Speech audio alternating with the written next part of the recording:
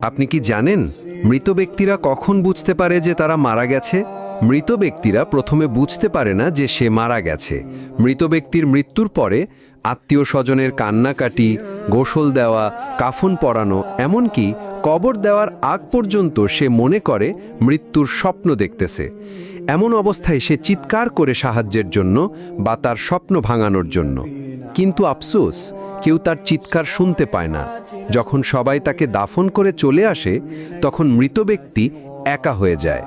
ঠিক তখনই মহান আল্লাহ তাআলা তার আত্মাকে পুনরায় তার দেহের মধ্যে ফিরিয়ে দেয়। প্রথমে মৃত ব্যক্তি এটি ভেবে নেয় যে হয়তো তার খারাপ স্বপ্ন শেষ হয়ে গেছে এবং সে ঘুম থেকে জেগে উঠেছে। তাই সে আল্লাহর কাছে কৃতজ্ঞতা প্রকাশ করে। এরপর সে তার শরীর স্পর্শ করতে থাকে, যা কিনা সবেমাত্র দাফন করা হয়েছে। তখন সে বলতে থাকে, আমার শার্ট কোথায়, আমার প্যান্ট কোথায়?